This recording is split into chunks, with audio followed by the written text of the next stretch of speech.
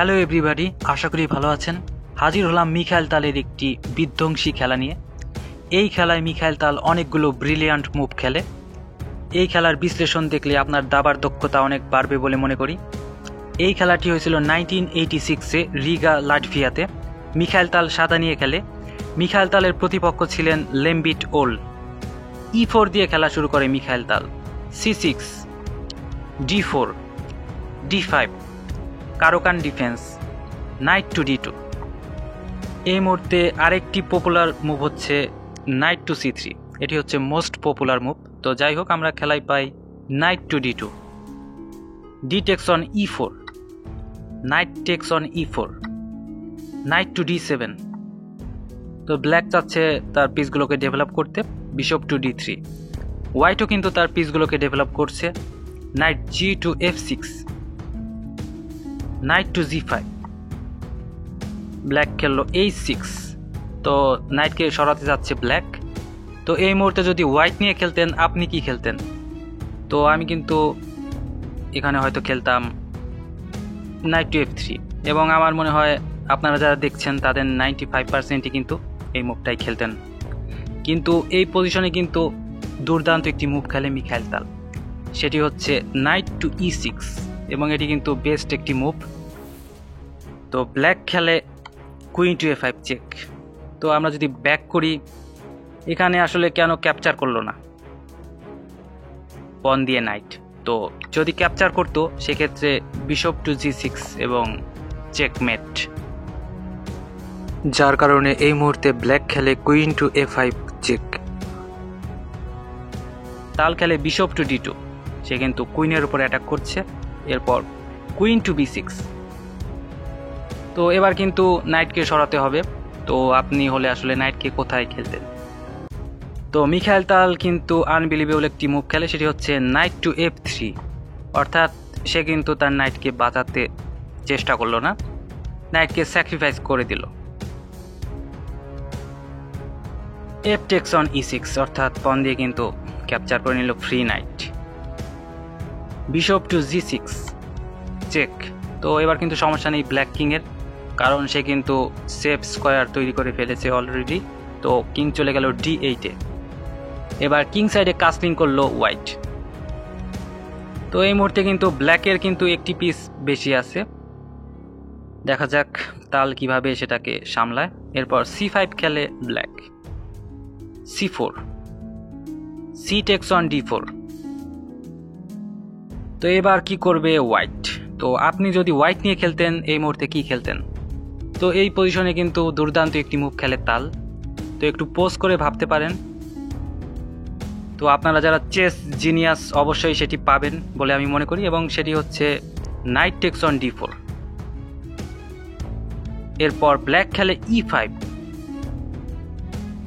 তো আমরা যদি ব্যাক করি, এখানে কুইন দিয়ে কেন নাইটকে ক্যাপচার করলো না? চলুন দেখি। If queen takes on D4, then bishop to A5 check, এবং B6 হয়তো খেলবে ব্ল্যাক, এবং দেখুন সেক্ষেত্রে কিন্তু ব্ল্যাক কুইন চলে যাবে। এরপর B takes on A5, এবং এই মুহূর্তে কিন্তু খুব সহজেই কিন্তু হোয়াইট জিতে যাবে। তো যার কারণে এই মুহূর্তে কিন্তু কুইন দিয়ে ক্যাপচার করে না নাইটকে ব্ল্যাক, সে খেলে E5। তো এবার নাইটকে কোথায় সরাবে মিখাইল তাল? তো আপনি যদি হোয়াইট নিয়ে খেলতেন, এই মুহূর্তে নাইটকে কোথায় সরাতেন? তো তাল কিন্তু আরেকটি দুর্দান্ত মুভ খেলে, এবং এটি কিন্তু আনপ্রেডিক্টেবল একটি মুভ। আসলে এটা কিন্তু অপ্রত্যাশিত। এই মুহূর্তে কিন্তু পনকে সে স্যাক্রিফাইস করে দেয়। তো ব্ল্যাক কিন্তু একটি ফ্রি পন পাচ্ছে, সে নাইট দিয়ে ক্যাপচার করে পন। তো এবার নাইটকে কোথায় সরাবে তাল? আপনি যদি হোয়াইট নিয়ে খেলতেন, এই মুহূর্তে নাইটকে কোথায় খেলতেন? নাইট কিন্তু আক্রমণের মুখে আছে, এবং এই মুহূর্তে কিন্তু আরেকটি দুর্দান্ত মুভ খেলে তাল। তো পোজ করে ভাবতে পারেন, এবং সেটি হচ্ছে বিশপ টু A5। ব্ল্যাক খেলে E takes on D4, সে পন দিয়ে নাইট ক্যাপচার করে। তো আমরা যদি ব্যাক করি, আসলে কুইন দিয়ে কেন ফ্রি বিশপ ক্যাপচার করলো না? বিশপ তো আনপ্রোটেক্টেড। চলুন দেখি কি হয়। যদি কুইন দিয়ে বিশপ ক্যাপচার করে, সেক্ষেত্রে আপনার মনে হতে পারে নাইট টু B3 ভালো একটি মুভ, কারণ সেক্ষেত্রে চেক হয়ে যাবে কিং, এবং নাইট দিয়ে কুইনকে ক্যাপচার করতে পারবেন আপনি, কিন্তু এখানে বেস্ট মুভ হচ্ছে নাইট টু E6, কারণ এটা দিলে কিন্তু চেকমেট হয়ে যাবে। ব্ল্যাকের কিন্তু পালানোর কোনো পথ নেই এবং চেকমেট। সো দুর্দান্ত কিন্তু আক্রমণ। সো আমরা কিন্তু এখানে ছিলাম বিশপ টু A5। তো এরপর ই টেক্স অন D4 খেলে, অর্থাৎ সেই বিপজ্জনক নাইটকে সরিয়ে দেয় ব্ল্যাক। তো এবার কি করবে হোয়াইট খেলে queen takes on D4 check. সে কিন্তু ক্যাপচার করতে পারতো কুইনকে, কিন্তু যেহেতু সেটি পিন হয়ে আছে, সো সে তার পজিশনকে একটু ডেভেলপ করে নিল। তো এবার কি করবে ব্ল্যাক খেললো night C to D7।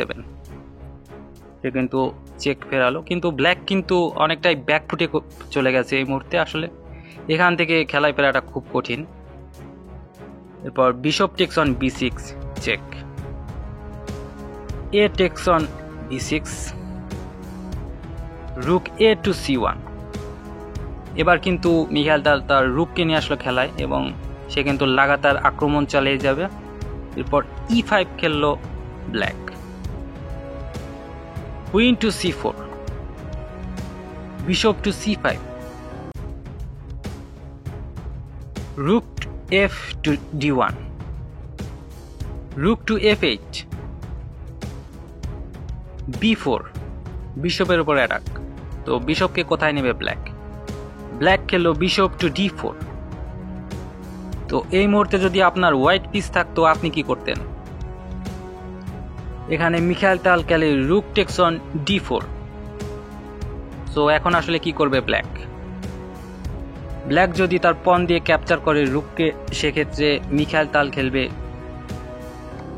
Queen two C7 check, এবং সেক্ষেত্রে কিংকে যদি সরায় E7-এ, সেক্ষেত্রে রুককে E1-এ দিয়ে কিন্তু আবারও চেক দেবে মিখাইল তাল।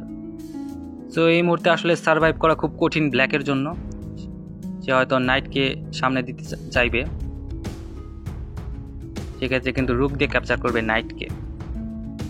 এই মুহূর্তে কিন্তু আসলে ম্যাচ বাঁচানোর কোনো উপায় নেই ব্ল্যাকের, যার কারণে এই রুক দিয়ে বিশপ ক্যাপচার করার সাথে সাথেই রিজাইন করে দেয় লেম্বিট ওল। চলুন আমরা দ্রুত খেলাটি আবারও দেখি।